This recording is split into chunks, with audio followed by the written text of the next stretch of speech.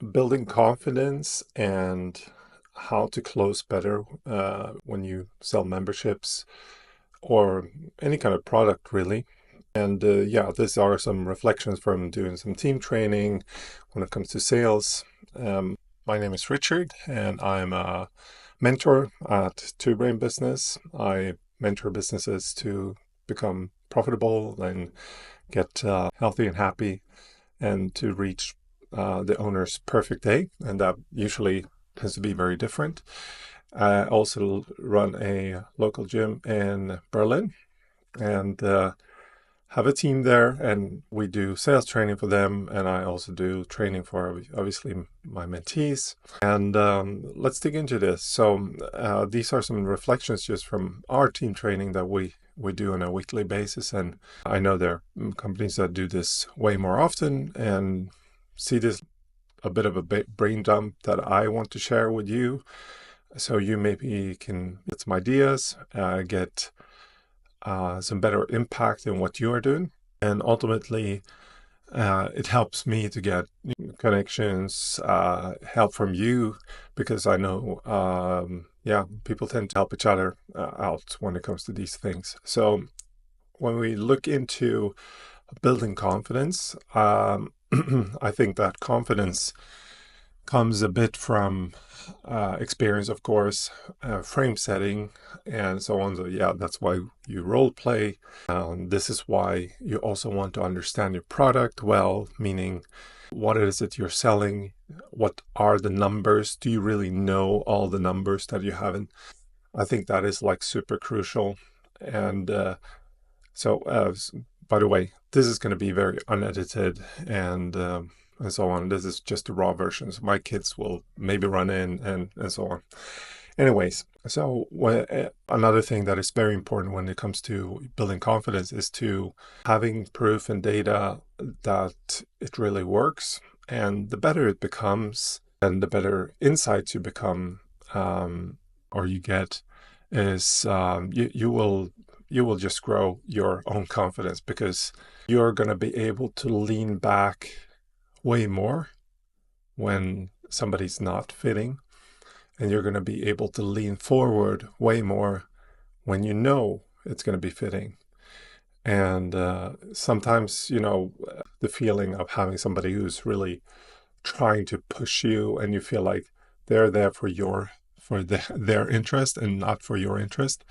And I had to write like I like to do these small snippets and help people with the right mindset when it comes to sales. Is that when we were buying like our new fridge, we went for shopping, and the local business here, Media Markt.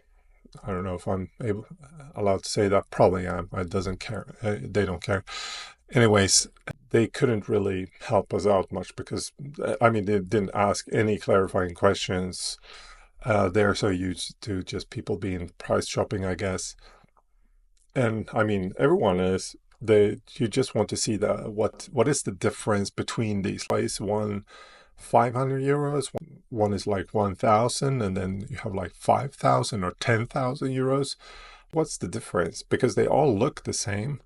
So what is the real difference here? And a good salesperson would just ask clarifying questions like, okay, what are you looking for? Are you looking for a fridge that, like, how often are you at home? I travel a lot, so I'm basically rarely cook.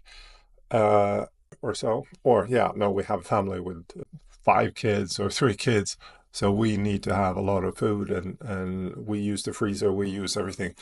Then that would probably help the salesperson to say, oh, I think this fridge that is this much, or this one is going to be good for you because you have kids and you don't want to replace your fridge in 2, 3 years. These cheaper ones are really good for somebody who's single, not home at much, because then it's going to hold for 10, 20 years. And if we go up at the price band, it's going to hold 10 to 20 years, but now with like your needs. And now I've helped the client, and that client also understands like, well, okay, that is really helpful. And then I would make a better informed decision. And yeah, a good salesperson should do that and can also just lean into it and say, you have 3 kids or you have 5 kids. I don't feel comfortable selling the €500 one because you're going to be here in 2 years and you're not going to be happy with me. And yeah, I think I would do a disservice and really mean that from your heart. Then people understand that, they can feel that. And like, yeah, I'm not trying to fool you or anything. And again, people are talking about like these closing techniques and like, what can you do to close someone and so on. And yeah, there are things that you can say that are better so you are not as off-putting, of course. But usually it's just that you just keep on asking questions until the clients basically close themselves. Um, and the more data you have to support your claims and understanding the client's needs, yeah, you will be able to close very high ticket sales too. Obviously not to everyone, because not everyone might need that service. But yes, some nitty gritty closing techniques, and one of them that I took um, from Chris Voss, Never Split the Difference, is this one where he talks about asking no questions. So one of those examples could be, are you against me? Are you against starting today? Are you against doing this? Or do you think it's a bad idea if you would lose 5 kilos in the next weeks? So these are just the ways to do no questions. Obviously, you can ask also what questions, or, one very good one is also to ask like, how would it look like if you would do this program, you think? Asking them for clarifying questions of that, and then they will say, well, this is this and this and this will happen. Then you can only like confirm and say, oh, okay, well, that sounds like a good thing to do. Do you think that's a bad idea then? And then you can do that kind of no question. So clarifying ones. There are also other ways you can close someone without being. This is a bit of cultural, but for example, you can obviously ask like, okay, then let's sign the contract, or you can say, great, let's make our first appointment, and then we'll need to do some paperwork, and then we're gonna get going. Also, one thing that you want to emphasize is just how easy everything is. And that also takes away fear and resistance, because nobody wants to have a deal that brings you a lot of effort. And if you think about like a flight to Bali, I use this example often, but when you buy a flight to Bali, they don't advertise with, oh, it's going to be great in Bali, but you will need to go up at 3 a.m. You will need to take a taxi to the airport. Then you will need to stand in line for 2 hours in a security check because it's a mess. Oh, and you're not allowed to bring your own drinks. And also, your luggage is not allowed to be this big, and so on. And there's crappy food at the airport. Oh, by the way, the airplane is old, and the seats are very tight. And so I really think this 10 hour, 12 hours, you need to think about your legs are going to hurt, your butt, your back and your neck will hurt. And then when you come to the airport, you will probably need to wait for about 2 hours for your luggage because they usually like, screw it up a bit. It's normal. And there's nothing to drink there, of course. You have to stand in customs.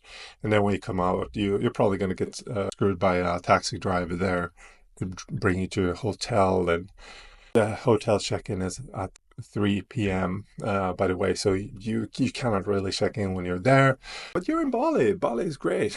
You would never buy that trip to Bali. And yeah, I think it's the same thing when we maybe talk about our services and products, is that we just need to make sure that we're getting very quickly to the end destination and to Bali and how easy it is. And all these details, we know they're going to happen. We just don't need to be always reminded about them. Okay, I think that's it for today. This was like the unfiltered version of some brain dump. And if you enjoy this, let me know. I'm always happy for feedback. Maybe you have your own experiences. Feel free to share those. All right, see if I can do this like once a week. My idea is to just do this unfiltered because, yeah, it's, again, just a bit of brain dump and I can reflect. It might help you. And yeah, I don't really have anything to sell you, but obviously I'm just trying to get better at this craft. And that's it. Thank you for looking this far. And yeah, see you next time. See if this works. Bye bye.